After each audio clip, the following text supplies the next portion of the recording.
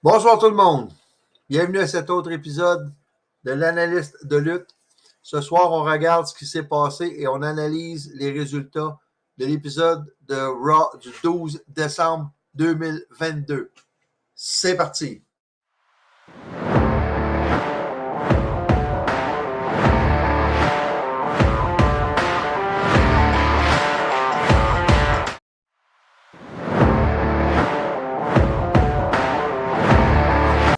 Donc, l'émission commence immédiatement avec le premier match.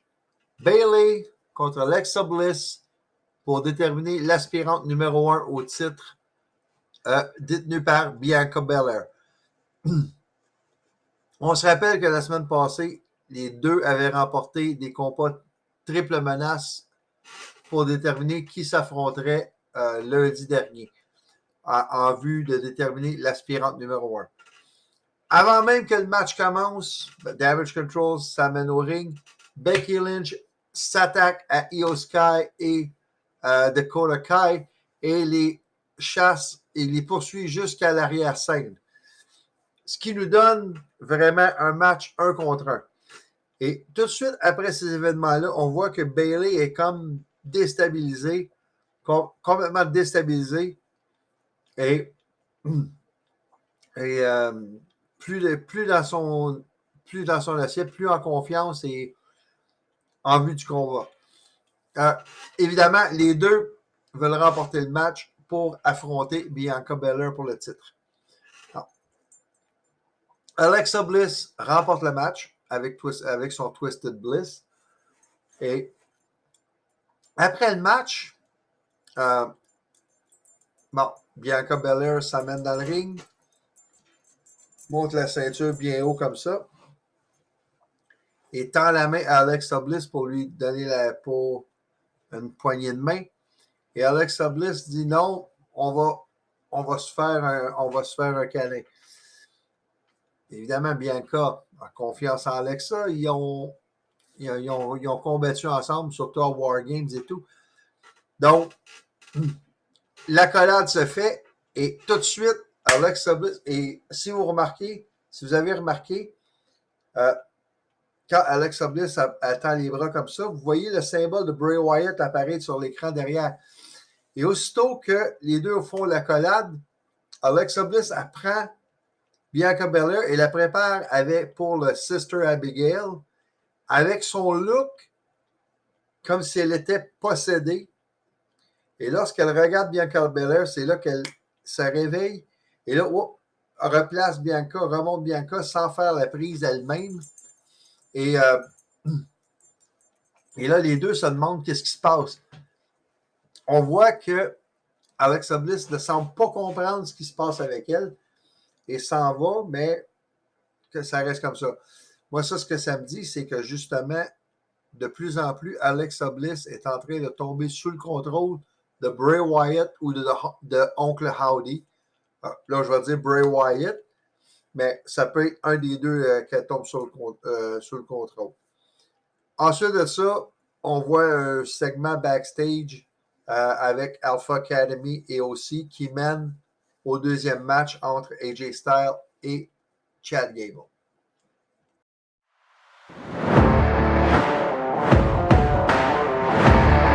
Donc, AJ Styles contre Chad Gable. Non, Chad Gable, il veut faire oublier le moment embarrassant. Ben, lui et Otis veulent faire oublier le moment embarrassant qu'ils ont eu vendredi à SmackDown, alors qu'ils se sont fait arroser avec un gros boyau et du lait comme le segment classique de Kurt Angle dans les années 2000, alors qu'il avait arrosé Shane, Vince McMahon, Stone Cold et l'ancienne corporation, si on veut.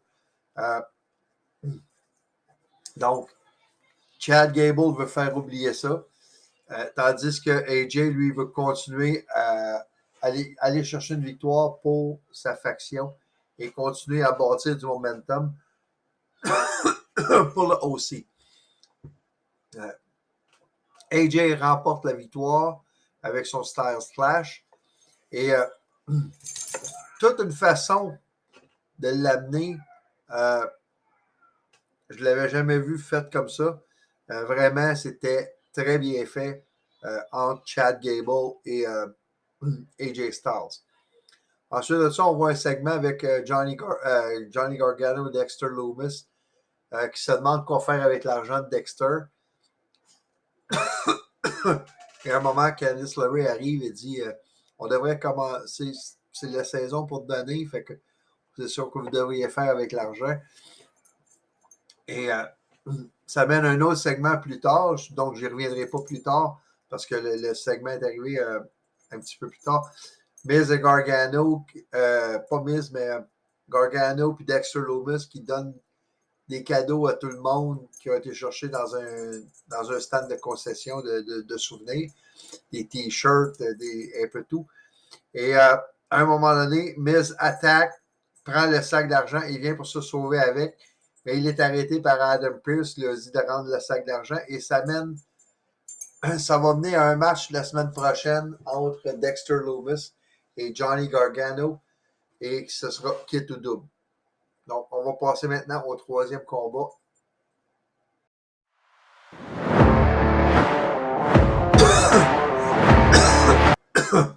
Excusez, je commence un rhume et c'est peut-être pour ça que ma voix n'est peut-être pas comme d'habitude. En tout cas, Judgment Day contre les Street Profits et Akira Tozawa. Bon, Judgment Day veulent continuer leur domination sur Raw et ont eu beaucoup de victoires, de grosses victoires récemment. Et ce qu'ils veulent, c'est continuer ça. À chaque fois que Dominic Mysterio entre dans le ring, il se fait huer. À chaque fois qu'il lève les bras ou fait son, entre guillemets, fraîchier, il se fait huer et c'est exactement ça. C'est le fun de voir quelque chose qui fonctionne autant parce que c'est la raison pour laquelle ils l'ont fait tourner contre son père. C'est d'essayer d'en faire un méchant du ring et essayer de faire en sorte qu'il se fasse huer le plus possible. Et ça a fonctionné à merveille. Pendant ce match-là, Damien Priest, je l'ai trouvé très impressionnant. Je crois qu'ils veulent bâtir Damien Priest encore plus qu'il l'était jusqu'à maintenant. Judgment Day remporte le combat alors que Dominic prend la victoire sur Akira Tozawa. Donc, Judgment Day continue leur série de victoires. Tandis que Tozawa, ben, moi, les Street Profits, s'ils avaient gagné ce match-là, les Street Profits, ça aurait peut-être été bien placé pour un match de championnat par équipe. Mais je ne crois pas que c'est ça qui est dans les plans pour l'instant. Donc, Judgment Day qui continue leur série victorieuse. Passons maintenant au prochain match.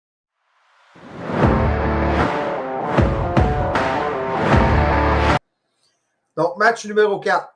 Io Sky versus Candice LeRae.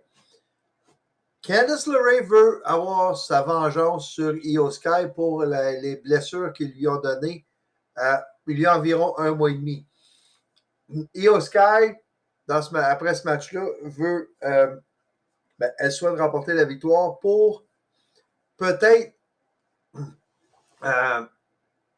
commencer à s'établir comme compétitrice en simple en vue d'une carrière, d'une run en simple par la suite lorsque l'équipe Damage Control sera brisée éventuellement. Ça arrive, ça va arriver un jour. Tu ne peux pas laisser Io Sky ou Io Shirai, mais c'est Io Sky dans le main roster, dans l'équipe principale. Tu ne peux pas laisser Io Sky en équipe quand tu as tellement une bonne lutteuse comme ça qui peut faire des matchs extraordinaires. Tu ne peux pas la laisser en équipe tout le temps.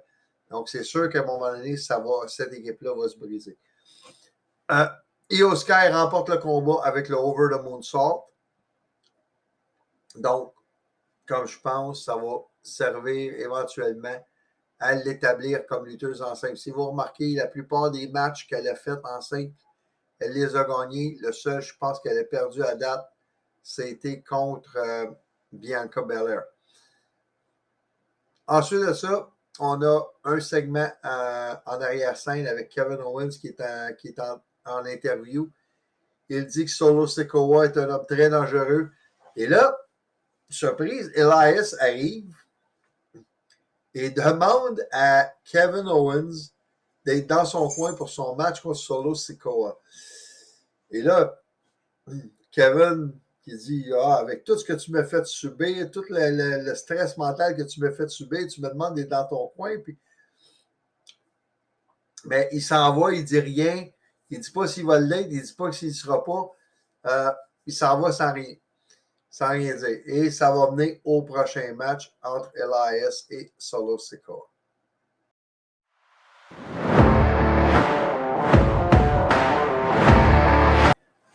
Donc, avant même le match, Elias qui est dans le ring avec son setup pour faire son petit concert et il fait un tribute, un hommage à Matt Riddle. Un peu drôle. Une belle petite chanson avec des paroles composées par Matt Riddle, supposément. C'était assez drôle.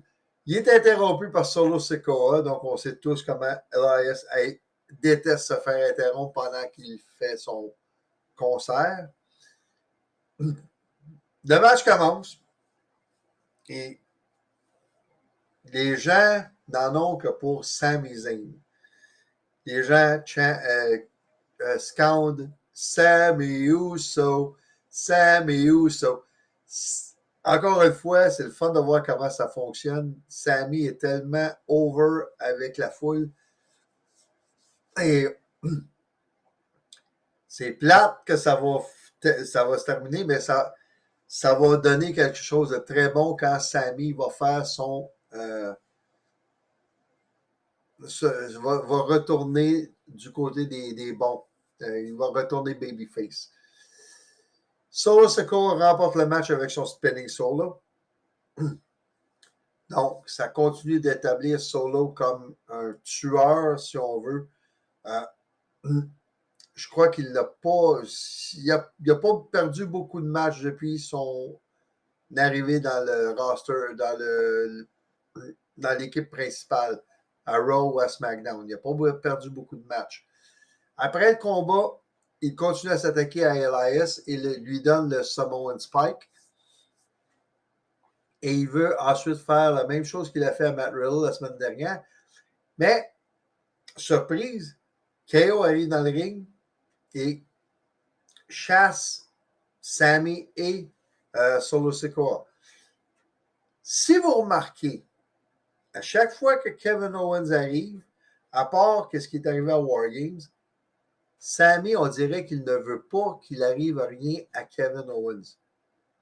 Encore une fois, c'est comme s'il disait non, je veux pas qu'il se fasse faire mal, je veux pas qu'il arrive à rien. Je vais repousser mes hommes, dire regarde, on a fait ce qu'on avait à faire, puis on s'en va en arrière. Il laisse pas rien arriver à Kevin Owens. Donc, juste se souvenir de ça. Et lorsqu'Elias veut comme remercier Kevin d'être venu à son secours, Kevin Owens, comme dirait un de mes amis à l'NCW à l'époque, Boot Stunner, merci, bonsoir. Et Elias se retrouver sur le dos. Passons maintenant au prochain match.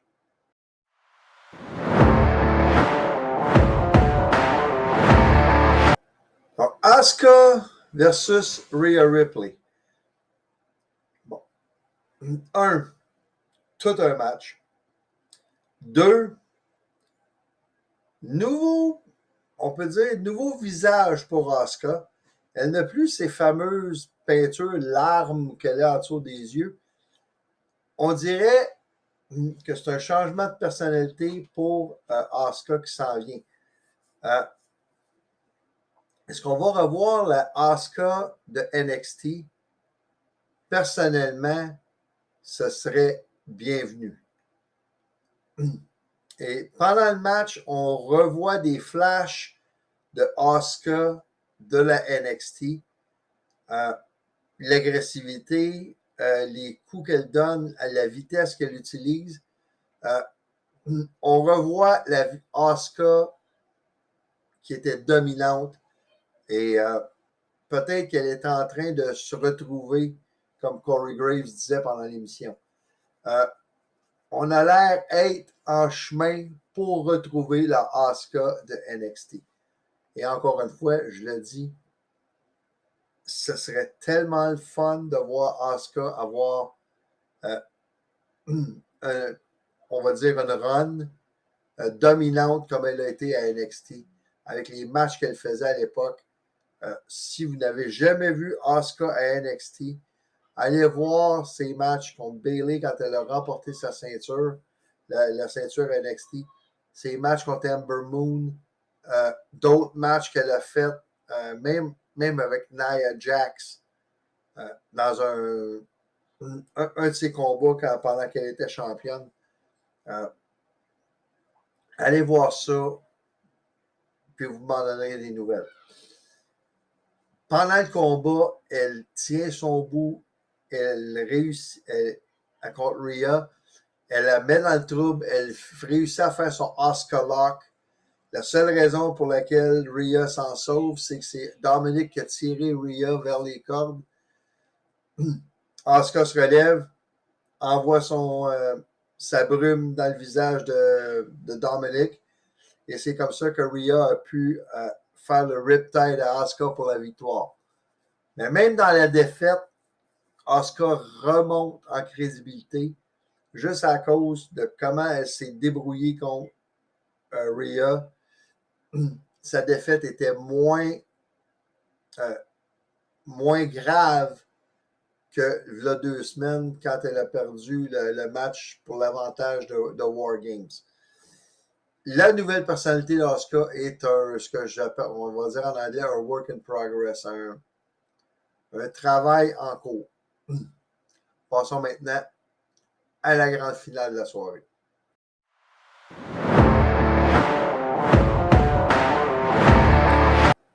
Donc, Seth Rollins versus Bobby Lashley pour le titre d'aspirant numéro 1 au championnat des États-Unis. Encore une fois, très bon match entre les deux gars. Vers la fin du combat, bon, c'est sûr, les deux veulent être aspirants numéro 1 pour aller avoir une chance d'aller rechercher le titre qu'ils ont perdu récemment tous les deux. Donc, vers la fin du match, l'arbitre se fait sortir du ring et vend une blessure à sa cheville. Lashley exécute son spear sur Rollins, mais l'arbitre est lent à aller compter et Seth réussit à se dégager du finish de Lashley. Lashley se prépare pour un autre spear et lorsqu'il vient pour le faire, Rollins saute, prend Lashley en pedigree et c'est comme ça qu'il remporte le combat pour redevenir l'aspirant numéro 1 au titre des États-Unis. Après le combat, Lashley se choque, commence à frappe un arbitre accidentellement, et ensuite de ça, s'en prend à Adam Pearce, qui, lorsqu'il revient à lui, mais il se dit à Lashley, bon ben, t'es viré, comme l'expression populaire le veut dans une émission de mon enfance, t'es viré caillou. Donc, Lashley serait congédié de la WWE. Bon, est-ce que c'est vrai? Certainement pas. On va voir ce qui va se passer au cours des prochaines semaines avec Bobby Lashley. C'est tout pour l'émission de Raw. Avant de faire ces vidéos-là, j'ai regardé l'émission de NXT d'hier, mardi le 13. Et juste avant de faire les vidéos ici, parce que vous savez que Mandy Rose a perdu son titre à Roxanne Perez hier soir. Et juste avant de commencer à faire mes vidéos, mon vidéo de Raw, la vidéo anglophone, parce que je l'ai fait en premier ce soir, J'ai vu sur Twitter comme quoi que Mandy Rose aurait été congédiée par le WWE. Bon. À cause de contenu qu'elle aurait mis sur un site de fans, euh, un site payant, là, je ne sais pas c'est quoi, je n'ai pas été voir. Ça ne m'intéresse pas. Ben, pas que les femmes ne m'intéressent pas, au contraire, je suis intéressé aux femmes. Mais ce qu'elle mettait là-dessus, c'est ses affaires et que la WWE congédie Mandy Rose pour quelque chose comme ça. Après, peut-être dans les années 80-90, avoir exploité le corps des femmes en mettant Sable, Tori Wilson sur Playboy, en les faisant poser pour Playboy, en acceptant de les faire poser pour Playboy. Et maintenant, congédier Mandy Rose à cause de contenu peut-être explicite. Comme je dis, j'ai aucune idée. C'est des allégations que je fais. J'ai aucune idée du pourquoi. D'après ce que je sais, c'est à cause de contenu peut-être inapproprié qu'elle mettait sur ses sites, sur son site de fans. Je dois dire que je trouve ça très hypocrite de la part de la WWE de faire ça. Bon, on sait que quand il y avait des femmes qui posaient pour Playboy, c'était Vince McMahon, que je vais qualifier de vieux cochon. Tout simplement. Et peut-être que c'est la nouvelle administration de Stephanie McMahon et Paul Lévesque qui ne veulent plus ce genre de choses, ne veulent plus utiliser le corps des femmes pour essayer de vendre la WWE. Ça, je trouve que c'est une bonne chose. Mais de congédier quelqu'un en sachant le passé qui a été le passé de la compagnie, et même Mandy Rose elle-même, son corps, son look a été utilisé pour avancer des histoires plus que ses qualités de lutteuse quand elle était dans le roster principal. Je trouve ça très hypocrite de la part de la WWE. Donc, je termine là-dessus. Je vais revenir plus tard cette semaine avec les analyses de SmackDown. En attendant, je vous souhaite une excellente soirée. À la prochaine.